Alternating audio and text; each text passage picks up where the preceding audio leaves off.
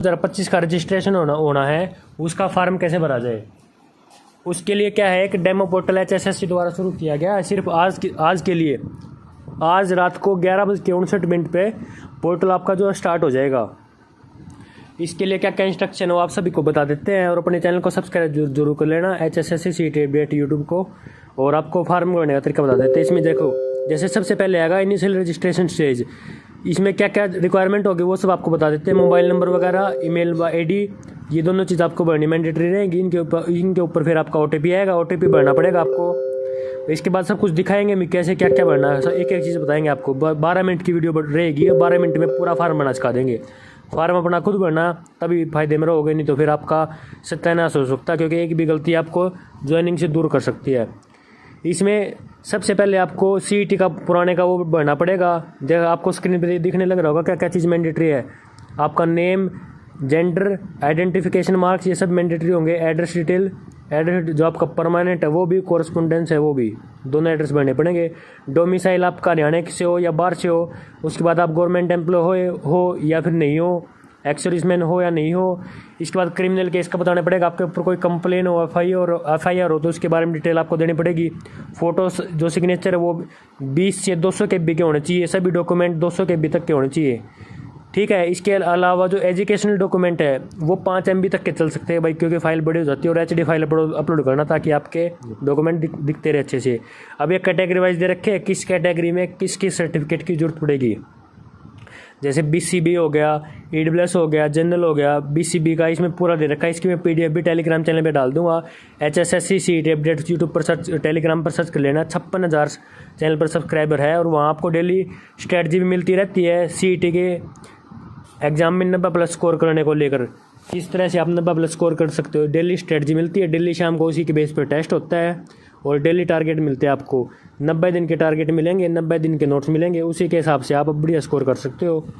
और यहाँ आपको दिखने लग रहे होंगे कि क्या क्या डॉक्यूमेंट किस कैटेगरी के लिए मैंडेटरी है। ये पूरा पेज, यानी कि कैटेगरी वाइज किस कैटेगरी को क्या क्या डॉक्यूमेंट की जरूरत पड़ेगी फार्म भरते टाइम, ये सब आपका मैं PDF बना के टेलीग्राम पर डाल दूंगा।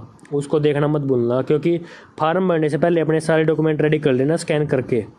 अब ये पूरा आपको बताना स्टार्ट कर देते हैं कैसे क्या होगा प्रोसीजर। सबसे पहले आपको 2022 में जो फार्म भरा था ना, उसकी डिटेल भरनी है। अगर आपने दिया था तो, अगर नहीं दिया तो नो कर देना। उसके बाद आपको आधार कार्ड वेरीफाई करना पड़ेगा, और परिवार पहचान पत्र वेरीफाई करना पड़ेगा। ये 3 चीज़ आपको वेरीफाई करनी पड़ेंगी। अब नीचे चेक बॉक्स सेलेक्ट कर लिए एक्सेप्ट। अब फार्म का बता देते हैं। सबसे पहले आपको मोबाइल नंबर भरना पड़ेगा, उस पर OTP आएगा, ठीक है।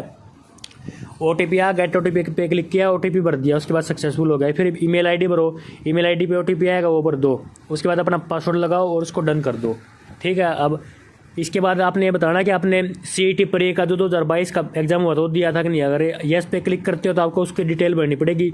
अगर आपने नहीं दिया तो नो पे क्लिक करना। अब जैसे मैंने दे रखा था तो येस पे क्लिक कर दिया और रजिस्ट्रेशन नंबर भर दिया।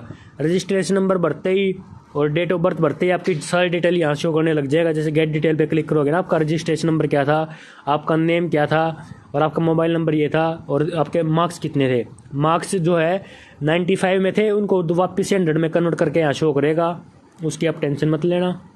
और मैट्रिकुलेशन में आपका क्या नाम अभी यहाँ पे वो भरना है। उसके बाद डेट ऑफ बर्थ है वो भरनी है, फादर नेम है वो भरना है, मदर्स नेम है वो भरनी है। जो आपके 10th के डॉक्यूमेंट में, याद रखना, जो 10th के डॉक्यूमेंट में सिर्फ वही भरना है। आधार नंबर भरना है, इसकी फाइल अपलोड करनी है। उसके बाद आधार कार्ड नंबर री एंटर, आधार कार्ड नंबर यहाँ दोबारा भरना है और उसको डन कर देना है, ठीक है। उसके बाद आपको जेंडर भरना, आप मेल हो, फीमेल हो, ट्रांसजेंडर हो, जो भी आपका जेंडर हो फिल कर देना। उसके बाद मैरिटल स्टेटस, मैरिड हो अनमैरिड हो, वो आपको फिल करना पड़ेगा यहाँ पे। इसके बाद बात आ जाती है आइडेंटिफिकेशन मार्क की। 2 आइडेंटिफिकेशन मार्क आपको देने हैं। जैसे मेरे ठोडी पे चोट का निशान, कट मार्क ऑन चिन्ह, मान ले राइट आईब्रो पे है तो cut mark on right eyebrow, इस तरह से आप बना देना। उसके बाद डन कर देंगे तो एड्रेस का कॉलम आ जाएगा। अब आपको भरना पड़ेगा आपका एड्रेस। एड्रेस में क्या आपको कोरस्पोंडेंस एड्रेस भरना पड़ेगा सबसे पहले तो, जहाँ पे आप फिलहाल रहने लग रहे हो। अगर आप एक ही जगह रहने लग रहे हो तो दोनों में सेम आएगा आपका, कोरस्पोंडेंस में भी और परमानेंट एड्रेस में भी। आपका एड्रेस आएगा state, district, village, post office कौन सा लगता है और पिन कोड कौन सा लगता है, ये सब आपको भरना मैंडेटरी रहेगा। जिस पे रेड कलर में स्टार बना रखा ना, तो वो मैंडेटरी रहेगा। अगर आपको दोनों सेम हो तो येस पे क्लिक कर देना, तो आपका जो ऊपर भरोगे वही सेम आपका नीचे ऑटोमेटिकली फिल हो जाएगा, दोबारा टाइप नहीं करना पड़ेगा आपको। इसके बाद सेव एंड नेक्स्ट पे क्लिक कर देना। तो इसके बाद फिल करनी है आपको सबसे पहले तो डोमिसाइल, आप हरियाणा से हो या नहीं हो। येस करोगे तो उसकी डिटेल भरनी पड़ेगी, नो भरोगे तो आपको आधार कार्ड की डिटेल भरनी पड़ेगी। एक चीज़ मैंडेटरी आपके लिए, जैसे येस पे क्लिक कर दिया, मैं हरियाणा से हूँ, तो सर्टिफिकेट नंबर उसका, सर्टिफिकेट इशू डेट। और ये आपको बता देता हूँ, अगर आपका एड्रेस चेंज नहीं हुआ है तो आपको कितना भी पुराना हो आपका डोमिसाइल वो चलता रहेगा। ऐसी कोई कुछ लोग बोलते हैं कि भाई नया बनवा लो, 12 साल हो गए, 15 साल हो गए, जितना मर्जी पुराना हो, अगर आपका एड्रेस चेंज नहीं है तो आपको नया बनवाने की कोई ज़रूरत नहीं है। इसके बाद अब अगर आप हरियाणा में किसी भी डिपार्टमेंट में काम करते हो तो आपको येस पे क्लिक करना, उसकी डिटेल आपको भरनी है। अगर आप एक्स सर्विसमैन हो या फिर फैमिली मेम्बर हो एक्स सर्विसमैन को, तो येस करके आपको वो डिटेल भरनी है। फ्रीडम फाइटर के हो तो वो भरनी है। PWD से बिलोंग करते हो तो येस करके आपको उसकी डिटेल भरनी है। ESP हो तो येस करके वो डिटेल भरनी है। अगर आपके पास कोई क्रिमिनल केस है ये आपको मैंडेटरी भरना, नो है तो नो पे क्लिक करना। अगर FIR है या फिर कोई कंप्लेन है तो उसकी डिटेल आपको भरनी है, मैंडेटरी रहेगी। इसके बाद आप सेव एंड नेक्स्ट पे क्लिक कर देना और नेक्स्ट ऑप्शन खुल जाएगा आपके पास। इसमें ऊपर जाके दिखाता हूँ आपको क्या क्या भरने के लिए मैंडेटरी है। आपको मेन क्या है, इसमें 10th की डिटेल भरनी है, मैट्रिकुलेशन की, मान ली किस स्ट्रीम से आपने की है। जैसे 10th विद हिंदी और संस्कृत कंपलसरी, अगर आप हरियाणा के फॉर्म भरने लग रहे हो तो आप कोर्स भी सिलेक्ट कर देना, 10th विद हिंदी कर देना, 10th विद संस्कृत कर देना, ये आपकी मर्जी रहेगी। इसके बाद ईयर ऑफ पासिंग और ये सब आपको करना पड़ेगा। रोल नंबर भरना पड़ेगा, मैट्रिकुलेशन में कितनी CGPA थी या परसेंटेज थी वो भरनी पड़ेगी। उसके बाद आपको सर्टिफिकेट अपलोड करना पड़ेगा। सर्टिफिकेट आप 5 MB तक अपलोड कर सकते हो HD फाइल, ताकि आपकी क्लियरिटी दिखती रहे। इसके बाद आपके पास और कोई सर्टिफिकेट हो, ये एक बार बता देता हूँ आपको, सिर्फ 12th तक भी भर दोगे ना आपको आप यहाँ पे, तो आपका काम चल जाएगा। ज़रूरी नहीं है कि आप यहाँ पे ग्रेजुएशन भी ऐड करो, कोई डिप्लोमा का रखा वो भी ऐड करो, वो आपको मेंस के समय भरने पड़ेंगे। अभी आपके लिए कोई ज़रूरी नहीं है, आप वॉलंटरली भर सकते हो, लेकिन कोई रिक्वायरमेंट है नहीं कि उसके बिना काम नहीं चलेगा। सिर्फ 12th में तो आपको ये सजेस्ट करूँगा, गलत भरने के बजाय सिर्फ 12th तक के भरना, ज़्यादा भरने की आपको कोई ज़रूरत है नहीं। और 31/12/2025 से पहले का भरना। इसी के साथ हमें इंट मिल जाता है डायरेक्ट कि 31/12/2025 से पहले आपका रिजल्ट आने के चांस ना के बराबर है। CET का अगर एग्ज़ाम हो भी गया ना, मान लीजिए इसी साल 2025 से पहले अक्टूबर, नवंबर, दिसंबर में आपका एग्ज़ाम हो भी गया, तो आपका रिजल्ट बल्कि फुल चांसेस है कि अगले साल ही आएगा, 31/12/2025 के बाद। इसके बाद आगे की डिटेल भर देते हैं। जो आपको डॉक्यूमेंट भरने रहेंगे, अपलोड करने रहेंगे, आपको फ़ोटो अपलोड करना पड़ेगा अपना, 100 KB से कम का होना चाहिए और रेजोल्यूशन होना चाहिए उसका 200 से 230 पिक्सल, 200 DPI में स्कैन किया होना चाहिए। अगर आपको किसी भी साइज़ में दिक्कत आती है ना, तो गूगल पर आप सर्च करना कि मेरे को इस रेजोल्यूशन का फ़ोटो चाहिए, गूगल आपको तुरंत तैयार करके लिंक दे देगा और उस फोटो को चेंज कर देगा। आपको सिग्नेचर अपलोड करने हैं। इसके बाद अंडरटेकिंग अपलोड करनी है। अंडरटेकिंग कहाँ से आएगी, आप यहाँ रेड में कलर में दिखने लग रहा होगा, click here to download Annexure 7 पे जब आप क्लिक करोगे तो आपका लिंक ओपन हो जाएगा, जो कि फ़िलहाल एक्टिव नहीं है, लेकिन आज रात से जैसे आपके फॉर्म भरना शुरू होंगे 11:59 से, तो आपका लिंक एक्टिवेट हो जाएगा और ये स्टार्ट हो जाएगा फॉर्म भरना। इसके बाद आपकी सारी डिटेल जो भी आपने अब तक भरी है उसको क्रॉस चेक करना आपने, एक एक चीज़, एक भी सिंगल मिस्टेक नहीं होनी चाहिए, नहीं तो आपका फॉर्म रिजेक्ट हो जाएगा।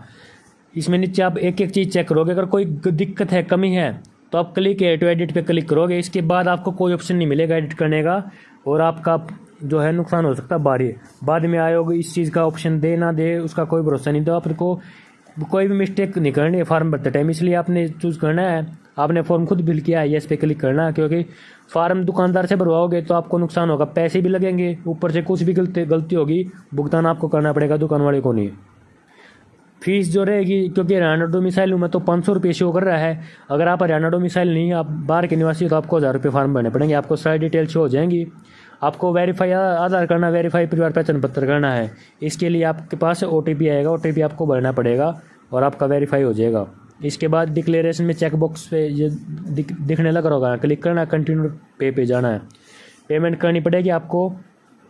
पेमेंट करने के बाद आपको ऑप्शन आएगा प्रिंट एक्नॉलेजमेंट का, जो भी आपने फार्म भरा है, ये जो आप दिखने लग रहा होगा, इसका पेज प्रिंट करना पड़ेगा। प्रिंट पे उस पर साइन होंगे, इस पर क्लिक करोगे ना प्रिंट एक्नॉलेजमेंट पे, तो आपका पेज प्रिंट हो जाएंगे 1-2।